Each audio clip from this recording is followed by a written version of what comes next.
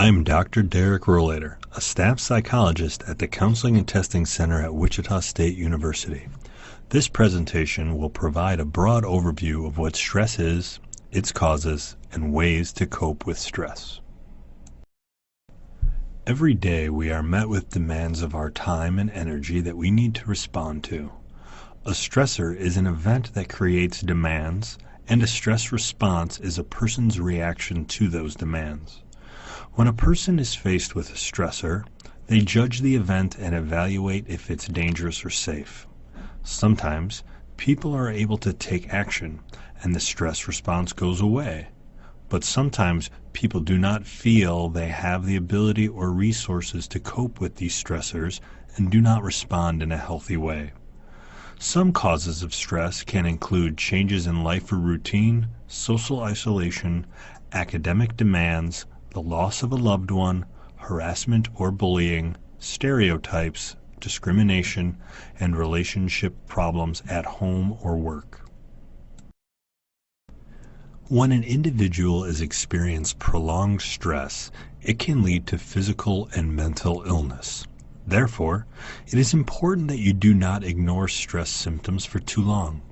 It is vital that you pay attention to signs of stress and take the steps to deal with it effectively. We will cover some signs and symptoms of stress in the areas of emotions, cognition, physical health, and behavioral changes. Before I do that, take a minute and picture a recent fight you have had with someone or a recent move across the country or globe or paying a huge bill, and notice the thoughts and feelings that arise. On a scale of 0 to 10, with 0 being no stress at all and 10 being very high stress, how would you rate your stress level? Can you notice how your body and mind respond to too much stress? Let's look at how stress impacts your emotional health. You may notice that with stress, your mood changes. You may worry more. You may feel sad often and have negative thoughts about yourself or others.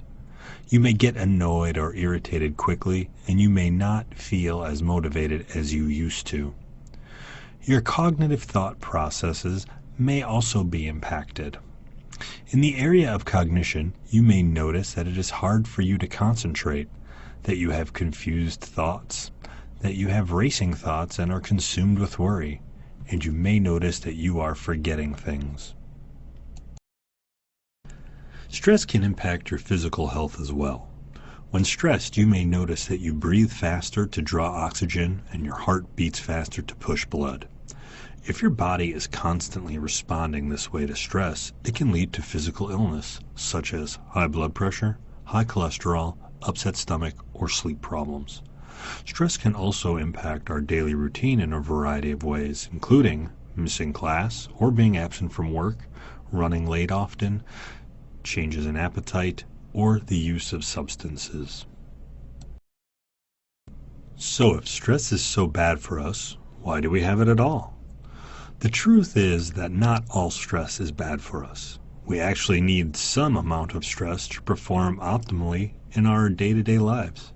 However, as stated before, prolonged stress without adequate resources to help one deal with adversity can lead to harmful outcomes. So if you ever feel overwhelmed and do not feel you have adequate resources to meet the demands of life, seek help. Here is a short video that shows you how stress can be beneficial and when it can become problematic. When you experience stress, there are a variety of coping strategies available to help you. Here are just a few positive ways to cope with stress. Practice deep breathing, yoga, prayer, or meditation. Exercise. Spending time with family and friends, or practicing gratitude. Another way to manage stress is having a daily routine. Often people say they do not have enough time to practice all of this, but remember, even 5 minutes in your day can make a difference. Some people will use all of these coping strategies at various points in their lives, where others may find that they frequently use the same coping strategy to manage their stress. Whatever your coping preference, we encourage you to use healthy coping strategies to manage your stress. You may also want to try out stopbreathethink.org to listen to brief mindfulness exercises you can practice on a daily basis. Remember, practice is key. So, what is one positive coping strategy you want to include into your daily lifestyle?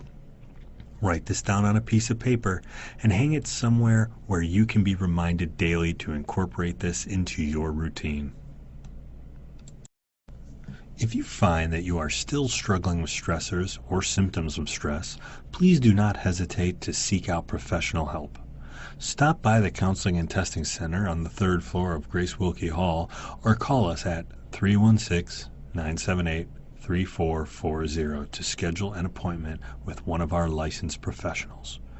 Remember, you are not alone and that we are here to support you. Thank you for listening to this short presentation on handling stress.